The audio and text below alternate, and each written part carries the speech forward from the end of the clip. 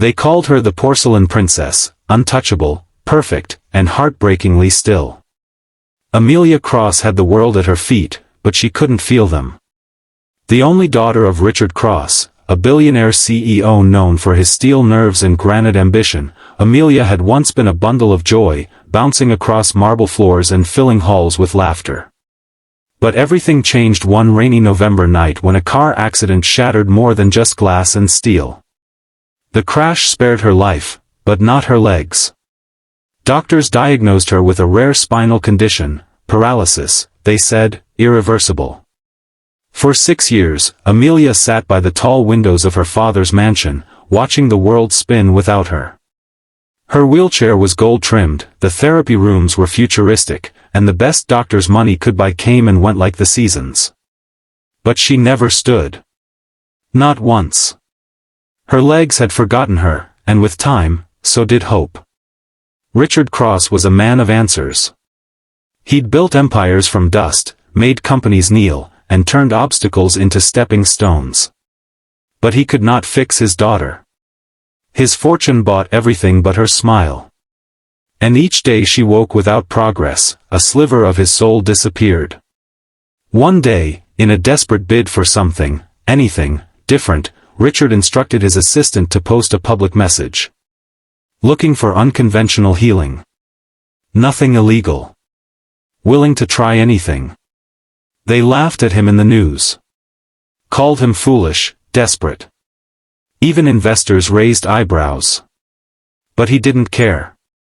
A week later, while storm clouds gathered above the Cross estate, a man arrived at the gates. He wore worn-out boots caked with dried mud.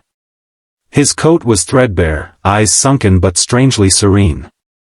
His name was Elijah Crane. A former farmer from the forgotten end of the country. No medical degree. No references. Just calloused hands, a steady voice, and a message. Let me try. The guards nearly turned him away, but Richard, grasping at smoke, let him in. When Elijah first saw Amelia, he didn't treat her like a fragile doll. He didn't speak to her like a patient or a problem. He just smiled gently and said, "I've met broken things that bloomed again. Would you trust me, just for a while?" Something in his tone, kind, grounded, real, pierced the wall she'd built. She nodded. Elijah's methods were unlike anything they'd seen. He didn't speak in diagnoses or quote medical journals. Instead, he listened to her. Every day. He took her outside to feel the sun on her face. He brought her small wooden instruments and asked her to focus on sound and breath. He told her stories, about broken crops, silent earth, and how things healed in time with love and patience. At first, Richard was furious. This isn't therapy, this is fairy tale nonsense. But then, something shifted. Amelia laughed for the first time in months. She began sleeping better. Her fingers grew steadier. And slowly, something stirred. Elijah called it remembering. He believed the body sometimes forgets what it was made to do, not because it's broken, but because the soul behind it stopped believing. He never promised miracles. But he never gave up, either. The real challenge came midway through the year. Amelia relapsed. Her muscles stiffened, and one morning, she awoke screaming from phantom pain. "See?" Richard barked. "It's over. I was a fool to believe."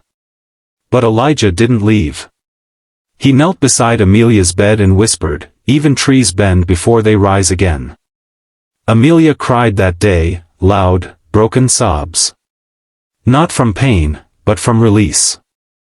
And after that, things began to change. Elijah had her retrain her mind, not just her legs. Every day, she visualized walking. She listened to recordings of footsteps, watched children running in the garden, and every night, whispered to herself, "I am not done." Then, one spring morning, with sunlight dripping like honey through the windows, Elijah held out his hand. "Try," he said softly. She hesitated. Her hands trembled. Her legs hadn't moved in over 6 years. But she reached for him. He didn't pull, just stood, steady as a mountain. Her right foot twitched. Then, her knee bent. And slowly, as if the earth itself held its breath, Amelia Cross rose. Richard collapsed to his knees. No cameras. No applause. Just the sound of one girl standing, shaking, crying, alive. It wasn't a perfect walk. She stumbled. She sobbed. But she walked. Word spread like wildfire. The media exploded with headlines. Doctors called it psychosomatic recovery. Some claimed it was a rare neurological rebound. But Elijah never sought credit. When reporters asked him how he did it, he simply replied, "I reminded her heart before she asked her legs." Soon after, Elijah disappeared from the estate. No goodbye. No demand for reward. All he left behind was a worn walking stick and a note. "You were never broken, Amelia. You just forgot you were whole." Years passed. Amelia now works as a therapist, helping children recover from trauma. She never forgot Elijah. She built a small foundation in his name, the Whisper Project, for those who have been told by the world that healing is impossible. And Richard?